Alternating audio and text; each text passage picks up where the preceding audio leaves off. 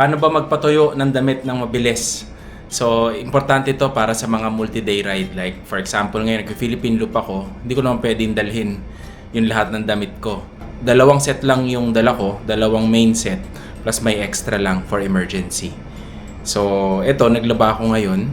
And, yan, papakita ko sa inyo kung paano ko sila tinutuyo. Okay? So, yung pinaka first is maglalatag kayo ng towel. Yan. Tapos, ilalatag nyo dito yung napiga nyo na damit. Yan. Tapos, yung damit dito, sa akin, kasi pag nilalaban ko yung damit, nakabaliktad. Kasi mas concerned ako na walang bakterya dun sa loob. Dun sa batok, at saka dun sa kilikili. Yung labas, okay lang.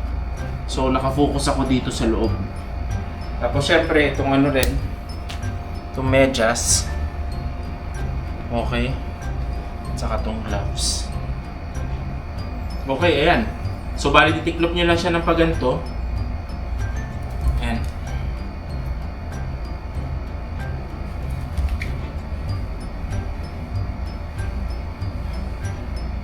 Ayan.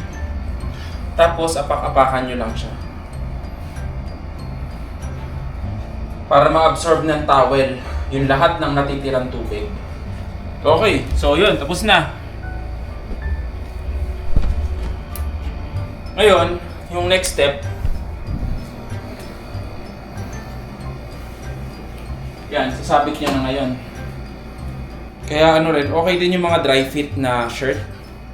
Kasi mas madali silang matuyo. Pagka kasi yung cotton, yun yung medyo mahirap. Yung gloves, yan, sabit nyo lang dito. Hang dry lang. Yun. So, yan na. Bukas, after mga 8 hours, matutuyo na yan. Pwedeng hindi fully tuyo, like 90 to 95%. Pero okay na yun. Pwede nyo na isuot. Sa ride, matutuyo naman siya. So, ayun. Yun lang yung technique para matuyo ng mabilis yung mga damit. Okay, ito na. 6 AM the next day. Ayan, tuyo na.